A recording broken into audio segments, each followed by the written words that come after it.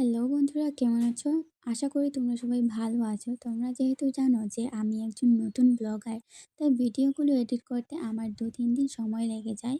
এই কারণেই আমি ডেইলি ব্লগ আপলোড করতে পারি না। তো আজ যেহেতু কলেজে যাচ্ছি একদম অল্প সময়ের জন্য, কারণ হলো আগামীকাল আমাদের কলেজে একটা ওয়ার্কশপ আছে। তো আজ এটারই ফর্ম ফিল আপ করতে যাচ্ছি। তাই মনে হলো আজ একটা ব্লগ বানানো খুব দরকার। তোমাদের সাথে কথা বলতে বলতে আমিও কলেজে চলে এলাম। এসে দেখি ফ্রেন্ডরা আমার জন্য ওয়েট করেছে যে কখন আমি আসবো বলে। তো তাড়াহুড়ো করে সবাই মিলে একসাথে ফর্ম ফিল আপ করে নিলাম।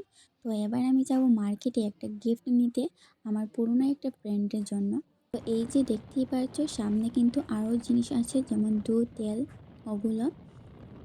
কারণ আশ্রমে অষ্টপ্রহর কীর্তন শুরু হবে, মানে আজকে অধিবাস, কালকে কীর্তন শুরু হবে। তো বুঝতেই পারছো, যার যতটুকু সামর্থ্য ততটুকু সাহায্য করা হচ্ছে। আশ্রমটি হলো আলঘাটের আশ্রম। নিলামবাজারের যাত্রাপুরের রোড হয়েই কিন্তু আলঘাটে যেতে হয়।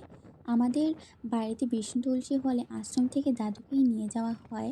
দাদু একবার কারো বাড়িতে চলে গেলে দ্বিতীয়বার বলবে যে না, আমাকে ওই আশ্রমের মহাপ্রভুকেই কিন্তু আনতে হবে।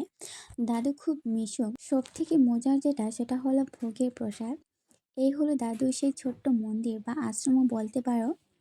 আর এদিকে ওরা মালা দিচ্ছে আর মাসিরা মিলে ওদিকে আলপনা দিচ্ছে। তো দাদু আমাকে ডেকে নিয়ে বললেন, দিদিভাই এসেছে যখন, তো একটু আমাকে সাহায্য করে যাও।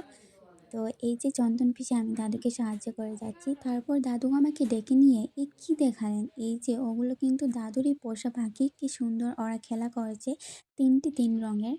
ওরা নাকি ৪ জন ছিল, এখন ওরা ৩ জন হয়ে গেছে। আর এদিকে এতগুলো প্রদীপ, এখানে নাকি ১,০০০ প্রদীপ নিয়ে ১,০০০ মেয়েরা নাকি আশ্রম ঘুরবে। এবার আমরা প্রসাদ খেতে চলে এলাম। প্রসাদ খেয়ে দাদুর কাছ থেকে চলে এলাম বিদায় নিতে।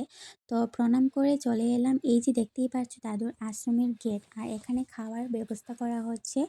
তো আজকের জন্য এতটুকুই। ভিডিও কেমন হয়েছে কমেন্টে অবশ্যই জানাবে, সাথে লাইক, শেয়ার আর ভালো লাগলে চ্যানেলকে সাবস্ক্রাইব করে যাবে।